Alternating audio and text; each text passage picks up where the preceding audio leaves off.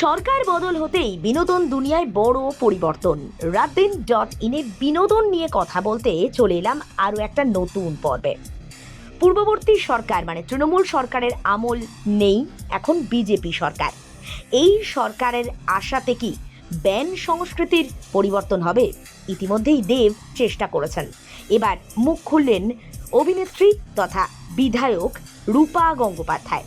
টলিপাড়ার ban সংস্কৃতি অনেকের কাজ কেড়েছে। সেক্ষেত্রে অনেকেই বলছেন এতে নাকি বিশেষ করে পূর্ববর্তী সরকারের বাঘা বাঘা নেতাদের হাত ছিল। এখন সময় বদলেছে, তাই পরিস্থিতি বদলাতে শুরু করেছে বলে আশাবাদী প্রত্যেকেই।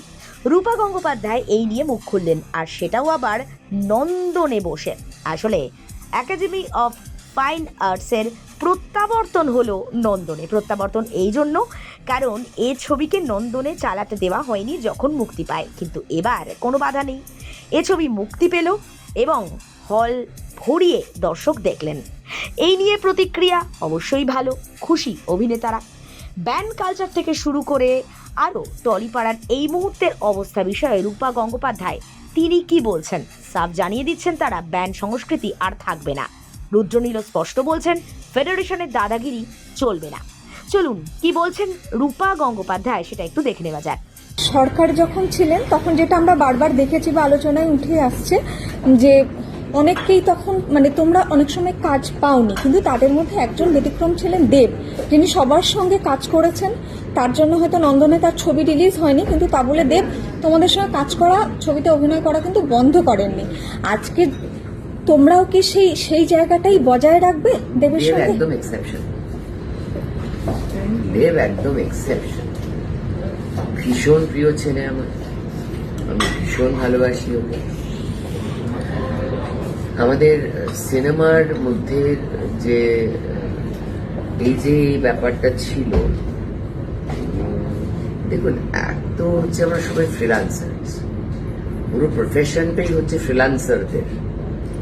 তো সেখানে দেব এটা একটা নিদর্শন হিসেবে প্রমাণ করেছে, এটা রাখতে চেয়েছে মানুষের কাছে, বারবার করেছে সবাই একত্রিত হন সিনেমার জন্য, এইভাবে ভাগবাটরা করবেন না। তো yes, tried is in his own way. আর সবাই জানে যে আমার আর দেব আমাদের ভীষণ বন্ধুত্ব, ভীষণ ভালোবাসা, ছোট্ট ভাইয়ের মতন ও আমার। একই রকম ভাবে আমার সাথে দেবদূতেরও একই রকম একটা সম্পর্ক। আমার সঙ্গে আমার সমস্ত শিল্পীদের সম্পর্ক খুবই ভাই বোনের মতন। আমরা একটু পুরোনো দিনের মানুষ তো আমি, তো সেই মজার জায়গাটা আমাদের মধ্যে আছে সবসময় জন্য। প্রযোজকদের ঘাড়ে নিয়ম নীতির বোঝা চাপিয়ে দেওয়ার প্রভাব পড়ছিল সিনেমায়, কিন্তু এবার সেটা আর হবে না। রুদ্রনীল ঘোষ তিনি জিতেছেন বিজেপির টিকিটে। তিনি বলছেন আমরা এখানে টুকরে টুকরে গ্যাং করে টুকরে টুকরে সংস্কৃতি করব না। বিভেদের রাজনীতিকে টলিউড কোনোভাবেই প্রশ্রয় দেবে না। আমরা সবাইকে নিয়ে কাজ করব।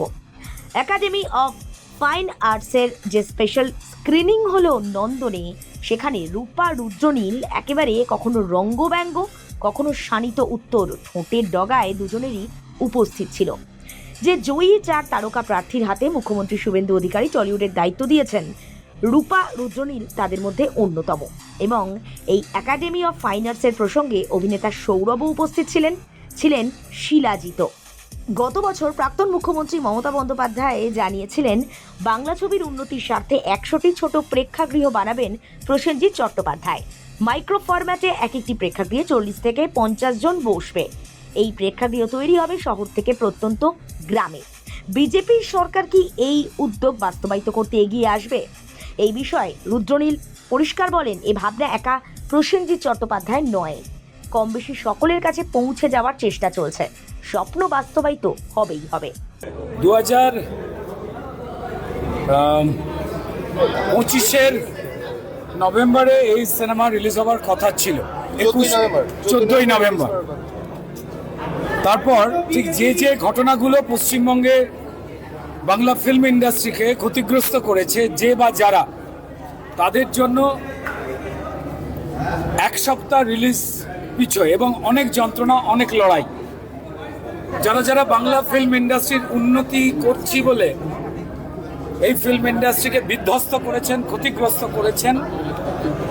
শিল্পী হোক, পরিচালক হোক, প্রযোজক হোক, টেকনিশিয়ান হোক, যারা যোগ্য, যাদের নানান অজুহাতে ক্ষতবিক্ষত করেছেন, তাদেরই প্রক্রিয়ায় অন্যান্য সিনেমাগুলো যেভাবে বিধ্বস্ত হয়েছে, ঠিক একই রকমভাবে Satyajit Ray film and television ইনস্টিটিউটের জয়ব্রত দাসেদের তৈরি এই সিনেমা, সেটাকে আঘাত করা হয়। আর একটা অদ্ভুত কারণ ছিল, যেটা না বললেই নয়, কোটি কোটি টাকা ব্যয়ে যে সিনেমা, তা গুণমানের যেমনই হোক না কেন, সেইগুলোই নাকি একমাত্র ভালো সিনেমা। মেধা দিয়ে যদি সহজ উপায়, আধুনিক পদ্ধতিকে মেনে যদি কেউ সিনেমা করেন, সেগুলো নাকি খারাপ সিনেমা।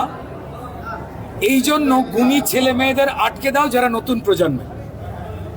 দেখুন, বাজেটটা কোনো ফ্যাক্টর নয়, যার যেমন প্রয়োজন বাজেট সেই অনুযায়ী কাজ করবে।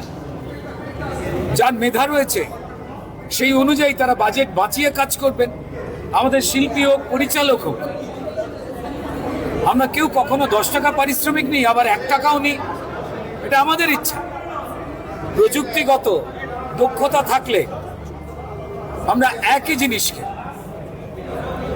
অনেক কম্প্রেস করে করতে পারি। তাই বিধি নিষেধ, কে কবে সিনেমা বানাবে, কে কবে রিলিজ করবে, তার উপর যে ফতোয়া তৈরি করা হয়েছিল, তা বাংলা ফিল্ম ইন্ডাস্ট্রির অনুকূলে ছিল না, বাংলা টেলিভিশন ইন্ডাস্ট্রি বা বাংলা ওয়েব ইন্ডাস্ট্রি কোনো কিছুর পক্ষেই ছিল না। তো যাই হোক, আজ পশ্চিমবঙ্গের সম্মানীয় মুখ্যমন্ত্রী শুভেন্দু অধিকারী মহাশয় বারবার শপথ নেবার পরেই বার্তা দিয়েছেন যে স্বৈরাচার মুক্ত হবে, দলবাজি মুক্ত হবে, অযোগ্য মুক্ত হবে, শুধু টলিউড নয়, সমগ্র শিল্প জগৎ। সেটাই।